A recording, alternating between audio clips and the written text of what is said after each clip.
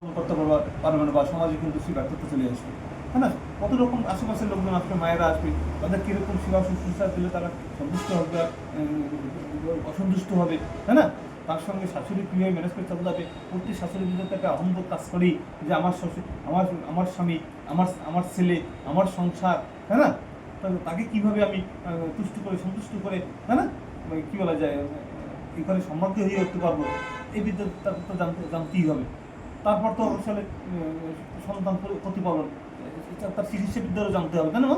চিকিৎসা কোন সন্তানকে কোন সময় কোন ওষুধ খাইতে হবে, কোন গাছটা কোনটা গাছটা খাওয়াইতে হবে, তাই না? কোন মতো চিকিৎসা খাওয়াইতে হবে, তাই না? এটা এই যে চিকিৎসা বিজ্ঞান কিন্তু আসলে তাকে শিখতে হয় কিন্তু, তাই না?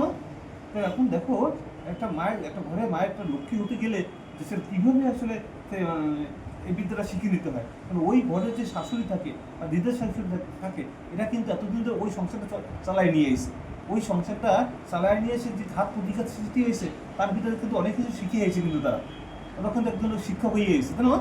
তো ওদের কাছ থেকে যদি আমি যদি একটু নত স্বীকার করে একটু কী বলা যায়, তাকে ভালোবাসা দিয়ে তাই এই বিজ্ঞানগুলো যদি আমি শিখে নিতে পারি, তাহলে আমার ভবিষ্যৎ সংসার জীবনটা আসলে সফল হবে। তাহলে আমি এই সমস্ত পরিস্থিতিতে পড়লে আমি সেটা নিয়ন্ত্রণ করতে পারবো, ট্যাকেল দিতে পারবো, বুঝছি? এটা বিদ্যা কিন্তু এখন রয়ে গেছে কিন্তু এই টেকনিকটা, অর্থাৎ আমার স্বার্থের জন্যই তাদের কাছ থেকে আমার শিখে নিতে হচ্ছে বা তাদের কাছে অনুগত হয়ে থাকতে হচ্ছে। কিন্তু কোনোভাবেই কিন্তু আসলে শিক্ষক যারা, তারা কিন্তু তাদের হাতের মুখ কিন্তু ছাড়তে চাই না কিন্তু।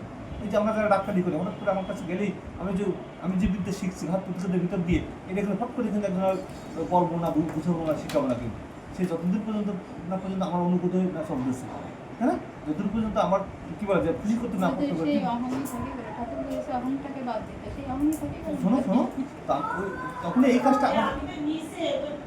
এই কাজটা করে যে আসলে এই বিদ্যাটা শিখাবো, এর উপযুক্ত মর্যাদাও দেবে কিনা, বুঝছো? আমি যে বিদ্যাটা শিখাবো, হ্যাঁ, এই বিদ্যাটা উপযুক্ত মর্যাদা দিবে কিনা, অর্থাৎ মর্যাদা দিবে কিনা মানে ওই মর্যাদা সে রাখবে কিনা, অর্থাৎ এটা সে গুরুত্ব দেবে কিনা, এটা সে পালন করবে কিনা, বুঝছো?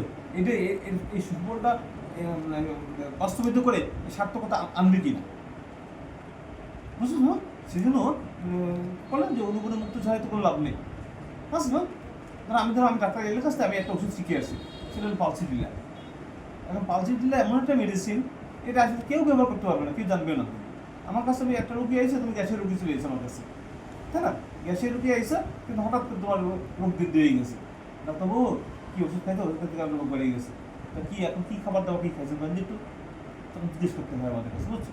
হ্যাঁ, কী খাইছেন বলছে, ব্যাগটা দিতে গেছিলেন, আমাকে হ্যাঁ ডাক্তার গাইতে গেছে, তার গাইতে গেছিল, অবশ্যই সেখানে খুব গুরুপাক খাবার খাওয়ানো হয়েছে, আর গুরুপাক খাওয়াইছে না, মাছ মাংস খাওয়াইছে, বুঝছো? তখন সঙ্গে সঙ্গে জিজ্ঞেস করেছে আছে মুখে কি রুচি আছে তোমার, হ্যাঁ, বা কি না ডাক্তার তো রুচি নাই, পানিতে কি স্বাদ পাও, জলের স্বাদ পাও, না ডাক্তার জলের স্বাদ পায় না, তাহলে মাংস বা কোনো পিঠে বাস খাইছিল, তাই না? আর কি হয়, এখন ওষুধটার নাম পালসিডিলা, বুঝতে বলছি?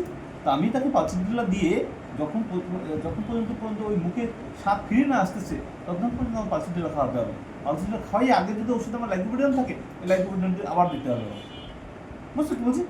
এই যে একটা ওষুধ চলতেছে ধারাবাহিকভাবে, এই টুকটা যদি সে না জানে, তাহলে তো পরবর্তীতে দোকানে গেছে আবার লাইকোপিডিয়াম দেওয়া শুরু করবে, খুব বেশি কাজ তাকে দিয়ে সম্ভব না, কিন্তু রোগীরা চলে যাবে, বুঝলি কী বলছি?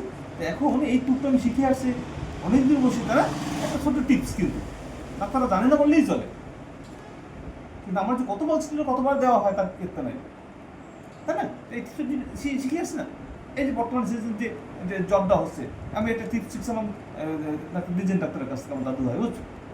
বলছে যে এরকম যারা ইন্টারভিউ দেয়, মানে অর্থাৎ জ্বরের ফাঁকে জ্বর মরে থাকে না, আবার জ্বর আসে, এই জ্বরটা বর্তমান হচ্ছে, কিন্তু বুঝছো?